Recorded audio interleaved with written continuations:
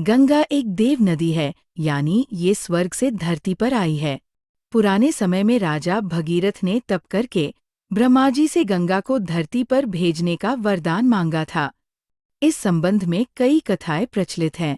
जानिए गंगा के धरती पर आने की एक कथा। राजा दिलीप की मृत्यु के बाद भागीरथ राजा बने। भागीरथ के पूर्वज राजा सगर के 60,000 पुत्रों की मृत्यु के बाद उनका उद्धार नहीं हो पा रहा था। अपने पूर्वजों के उद्धार के लिए राजा भागीरथ ने देव नदी गंगा को धरती पर लाने के लिए कठोर तप किया था। भागीरथ ने सबसे पहले ब्रह्मा जी को प्रसन्न करने के लिए तप किया। जब ब्रह्मा जी प्रकट हुए तो उन्होंने वरदान मांगने के लिए कहा। भागीरथ ने वरदान मांगा कि मैं मेरे पूर्वज सगर के पुत्रों के उद्धार के लिए स्वर्ग से देव नदी गंगा को धरती पर लाना चाहता हूँ। गंगा के जल से मेरे पूर्वजों को मुक्ति मिलेगी, नया जीवन मिलेगा और मुझे भी एक पुत्र की प्राप्ति होगी।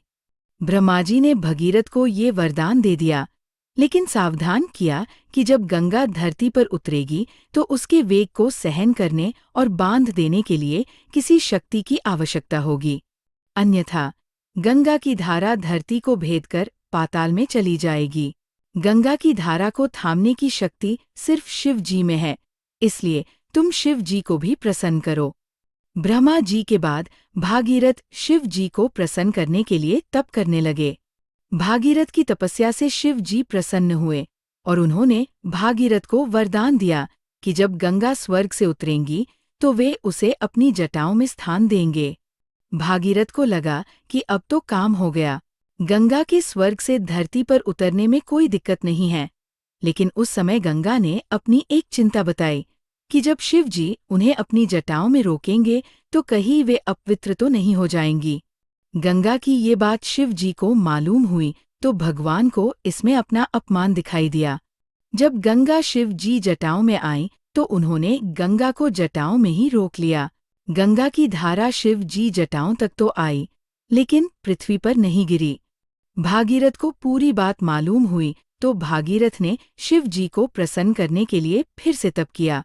शिव जी प्रसन्न हुए और उन्होंने गंगा को 7 धाराओं में बांट दिया। उन्हीं 7 धाराओं में से एक गंगा बनकर भागीरथ के पीछे पीछे चल दी। गंगा को हिमालय से गंगा सागर तक पहुंचाने के मार्ग में कई दिक्कतें आईं, लेकिन भागीरथ ने हार नहीं मानी। वो हर मुश्किल को हल करते हुए आगे बढ़ते रहे। उनकी ये लगन देखकर ही ब्रह्मा जी ने उन्हें वरदान दिया कि धरती पर गंगा का एक नाम भागीरथी भी होगा। गंगा भागीरथ की पुत्री के रूप में भी दुनिया में जानी जाएगी। भागीरथ की मेहनत से गंगा धरती पर आई और भागीरथ के पूर्वजों का उद्धार हो गया।